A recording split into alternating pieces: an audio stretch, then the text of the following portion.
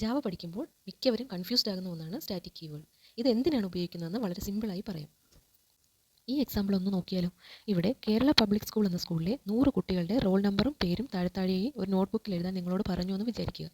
ഈ പേജിൽ കാണുന്നത് പോലെ ഒന്നാമത്തെ കുട്ടിയുടെ പേര്, റോൾ നമ്പർ, സ്കൂൾ നെയിം, രണ്ടാമത്തെ കുട്ടിയുടെ പേര്, റോൾ നമ്പർ, സ്കൂൾ നെയിം, അങ്ങനെ 100 പേരുടെ ഡീറ്റെയിൽസ്. ഇങ്ങനെയാണോ നിങ്ങൾ എഴുതുക? എല്ലാ കുട്ടികൾക്കും സെയിം സ്കൂൾ നെയിമാണ്. അപ്പോൾ സ്കൂൾ നെയിം 100 തവണ ആവർത്തിക്കണം. ബുക്കിലെ 100 ലൈൻ ഇതിന് വേണം അല്ലേ? എന്നാൽ ഇവിടെ കാണുന്നത് പോലെയാണെങ്കിലോ? സ്കൂൾ നെയിം എല്ലാ കുട്ടികൾക്കും കോമൺ ആയത് കാരണം മുകളിൽ ഒരു തവണ എഴുതിയാൽ പേജ് ലാഭിക്കാം, സമയവും ലാഭിക്കാം. ശരിക്കും ഇത് തന്നെയാണ് സ്റ്റാറ്റിക് കീവേഡിൻ്റെ ഉപയോഗം. ഒരു ക്ലാസ്സിൻ്റെ എല്ലാ ഒബ്ജക്റ്റുകൾക്കും പൊതുവായുള്ള കാര്യങ്ങൾക്കാണ് സ്റ്റാറ്റിക് കീവേഡ് ഉപയോഗിക്കുന്നത്. ഇത് മെമ്മറി കാര്യക്ഷമമായി ഉപയോഗിക്കാൻ സഹായിക്കുന്നു. സ്കൂൾ നെയിം നോൺ സ്റ്റാറ്റിക് ആണെങ്കിൽ ഓരോ കുട്ടിയുടെയും കൂടെ സ്കൂളിൻ്റെ പേര് വീണ്ടും എഴുതേണ്ടി വരും. 100 കുട്ടികളുണ്ടെങ്കിൽ 100 തവണ ഒരേ സ്കൂളിൻ്റെ പേര് മെമ്മറിയിൽ വരും. ഇത് മെമ്മറി വെറുതെ കളയുന്നതിന് തുല്യമാണ്. ഇതിനെ നമുക്ക് സ്റ്റാറ്റിക് ആക്കി മാറ്റിയാലോ? അപ്പോൾ സ്കൂളിൻ്റെ പേരെന്നത് എല്ലാവർക്കും കോമൺ ആയിട്ടുള്ളതായി മാറും. ഇവിടെ മെമ്മറി ലാഭിക്കാമെന്ന് മാത്രമല്ല, ഇനി സ്കൂളിൻ്റെ പേര് മാറ്റണമെങ്കിൽ പോലും ഒരിടത്ത് മാറ്റിയാൽ മതി, അത് എല്ലാവർക്കും ബാധകമാകും.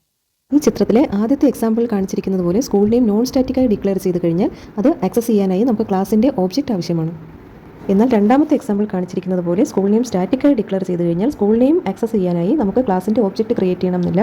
ക്ലാസിൻ്റെ പേര് വെച്ചിട്ട് തന്നെ ഡയറക്റ്റായിട്ട് നമുക്ക് വിളിക്കാൻ പറ്റും.